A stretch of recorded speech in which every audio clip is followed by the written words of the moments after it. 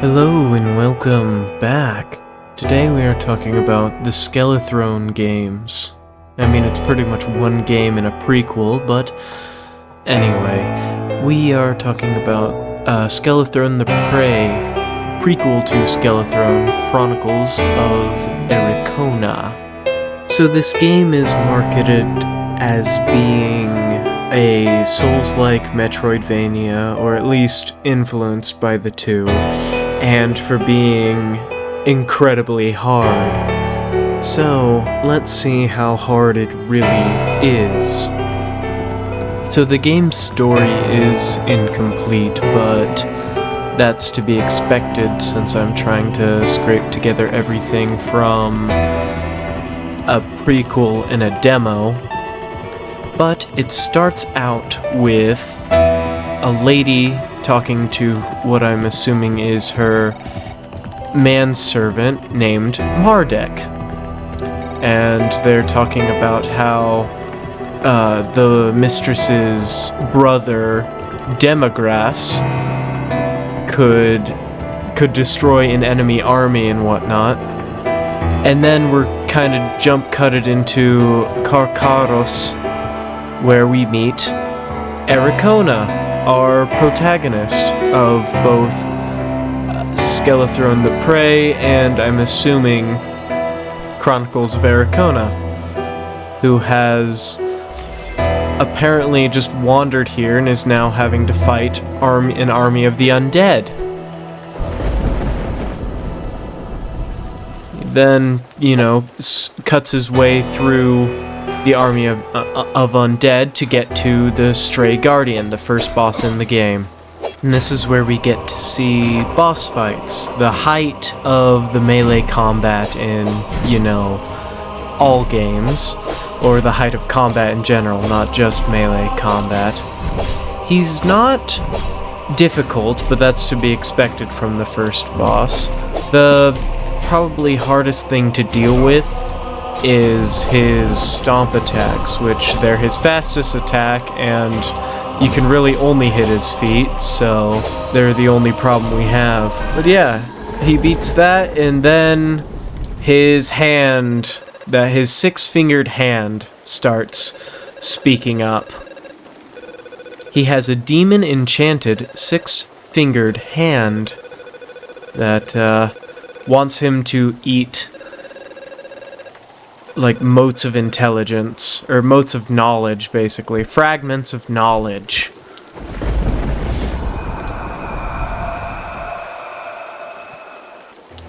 After we defeat the giant, we get to our first bonfire where we can level up. And that is where we also learn that Ericona is level 100.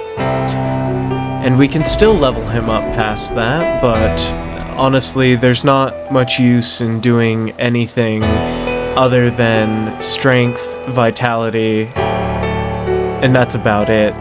I think endurance may give more stamina, but I rather would have more health and defense and more attack damage than stamina, which I don't seem to be running out of.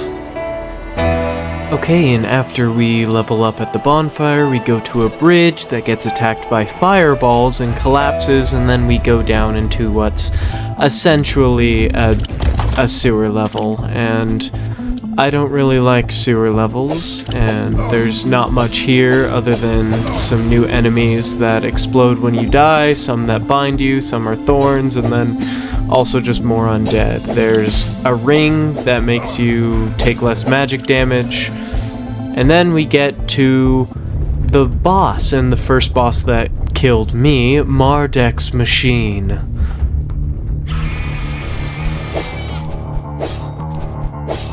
So, Mardek's machine, not really much to say. Actually, there is a lot to say about this boss. I can't remember the boss's name in Castlevania that was just like a wall. That's kind of like what this is. I think it's a woman in the machine, but I don't entirely know. Just watch out for the falling rocks a lot of the times. there's like X's that show jump before it hits the ground when the floor turns red. Yeah, don't stand in the X areas. Watch for rocks. And then there's a special ability that its arm that doesn't have a claw has, which is just a big fan. Also be careful of the entangling roots that are in the arena. But yeah, there's not much to say about this boss. Just it doesn't actually do that much damage. And yeah.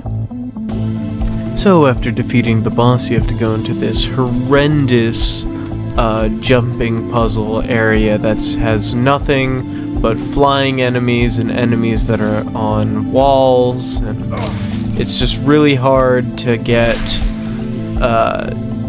down from a corner to the underside of the roots, and you have to do it like 3 times in a row. And it is just horrendous, especially with the worms that climb up there, and you can't jump immediately after getting hit. You're like stunned for like half a second. Yeah. But all of that is worth it because at the end of all that, you get to a point where you find like underground lakes in water systems, and your hand gives you access to weapon skills that you can now use, and they're very useful because they do a lot of damage. And like in true Souls fashion, you find an enemy later on, a standard enemy that was one of the bosses. It's the Sentinel again. The Sentinel's back at being a boss. Not only that, but this area also holds one of the most annoying enemies in game, a dude with a gun. If you didn't notice, the reason that they're so annoying is because they shoot you and then they run away, and that mainly sucks because they can run faster than you can. But after all that, we finally get to the end of the prologue, with the final boss being Champion Sakras, the most annoying boss in-game, I should say, mainly because of some of his traits. He has a big sword that is pretty much a walking hitbox. He can teleport away with lightning striking you near instantly, and then he also summons like, I don't even know what to call them, demon heads to shoot you with fireballs. So I had to develop a strategy. While summoning, you can hit him a few times and he won't teleport away, but then after he summons, you gotta run away as fast as you can, because you do not want to be caught between both him and the demon heads. And yeah. Also, with your right trigger skill, I learned this out, you're pretty much immortal, and while attacking with it, you can, like, I don't know, you have like iframes on it, and you can hit them, but they can't hit you.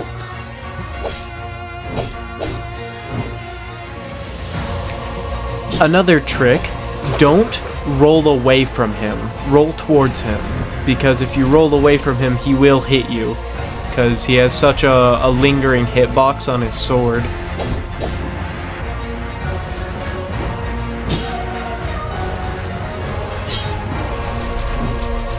But yeah, after that, you finally manage to beat him, and it will take a while, because he has a lot of health, and he just teleports away. You do it, and you get a little monologue and whatnot.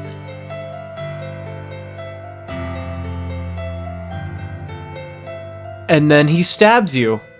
Calling you a traitor, he stabs you. And you die. And that's the end of Skelethrone the Prey, even though it says Chronicles of Ericona down there. But now, we go on to the actual Chronicles of Ericona.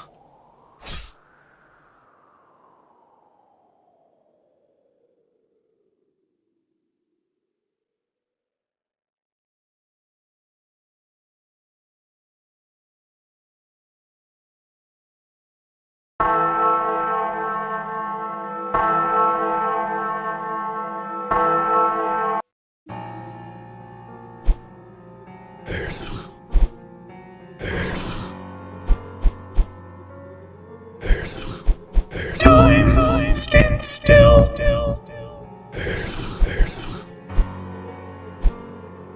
I hear the echoes of the past.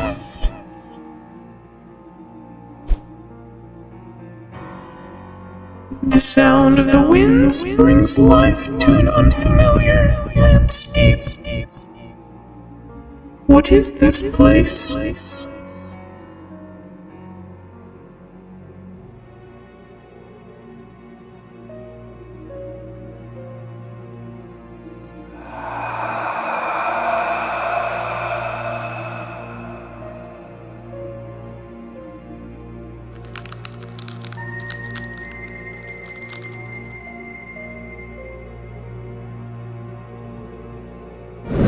Something's calling me. There. Fast. Welcome to the actual Chronicles of Ericona game. What you could tell from that intro is a body inhabiting, or a spirit inhabiting Ericona's corpse. I don't know if that was Ericona's spirit, but it is Ericona's body. That is for certain. Another thing you could see is that I died nearly immediately to a random dog, because I decided to go left, and I decided to go left again. After almost picking up the sword that's there. But this is the battlefield that Ericona died on. You could tell that quite easily by the dead sentinel right there. And also the tower that you would see from the prologue. But yeah, there's nothing over here to the left side. I finally got all the way over here to the left, and it was just a stranger with a golden cage telling me to get out of here. Don't come here. Yeah, just go away. After going right the correct way, you'll find like a sword and shield and some equipment, but you'll also find the thing that makes the prologue different from the demo is that there's actual characters to talk to. This is the old hunter, also known as Diego, or Diego, however you pronounce that, and he's telling you to find his son. After going through a place called the Tomb of Kazuari, you'll find yourself at one side of a bridge. A bridge that, once you get far enough, a bunch of dog-like things, hounds, whatever, will spawn, and Diego will then throw a Molotov at them, and you have to cut the bridge to make sure that they can't get any further. I definitely struggled with cutting the bridge, and it's like they couldn't even get past anyway. So you have to then follow Diego to the Hunter's Village. Hunter's Village is where you meet Nagara, who is like a druid sort of person. She calls herself the guardian of the village, and she's the one who made the vine wall that protects the village. Also in the village, you can find this man called Diabras, and he is a hulking giant of a man, and he's called the Master of Luxury. but it's not because of gold or precious jewelry, it's because of the books that he has. But what makes him the most special out of all the NPCs is that in his house, in the very top floor, in what I'm assuming is his bedroom, he has a chest that is a mimic that drops one of those knowledge shards that your demon hand was telling you to eat. Outside the village, you meet up with Diego, who is telling you that his son went missing somewhere inside this church, and you find a campfire right next to a statue that, once interacting with it, teleports you to a forest area where the very first boss is. So this is where we meet the first and last boss of the demo, the Collector. He's a giant worm snake thing that just seems to be made up of multiple different parts. He's got a very strange moveset, and half of his moves I saw only once. He's got mainly like a toxic breath attack that he is very annoying to deal with because it's like he's shooting a shotgun. And it's not like one individual stream, they're all like projectiles. He's got 3 different versions of that. One where he shoots it up into the air and it like rains the toxic pellets down. He has one where he breathes like to the left or right directionally, and one where he breathes straight down. He also has a few melee attacks. He mainly has one where he thrusts his head forward. He also has one that I saw only once, that is when he he like slams his head back. If you somehow manage to get behind him, he'll do that attack on you. And also, we'll see a new mechanic in this fight that wasn't introduced in the prologue, and that's a sort of stagger mechanic, a weak point, if you would, from like both like Sekiro and Elden Ring. If you do, I don't know if it's enough damage or enough like attacks of a certain caliber to him, he will be opened up for an attack where you just press Y and you do a lot of damage.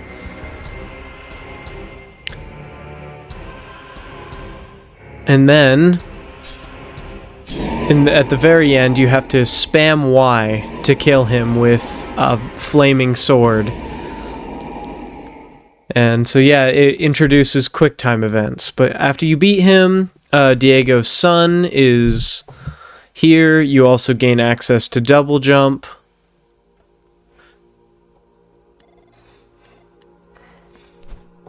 And he returns to the village. And also, special mention, I'm pretty sure they made a loader reference with the fact that behind the boss area, there's I don't know what to call it, a secret area or like a challenge area, something like that.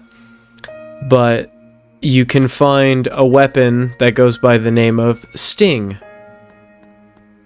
as in the one in Lord of the Rings. And after all that, you go back to talk to Nagara, and she opens up the path forward for you, and as soon as you start to step foot through that path, the demo sadly ends with only one boss fight and not very much else. I didn't even find any rings, but I know for a fact in the area before I got to the village, in like the tombs and whatnot, I didn't explore like anything over there. So yeah, that was Skelethrone. Hope you had fun watching. See you in the next one.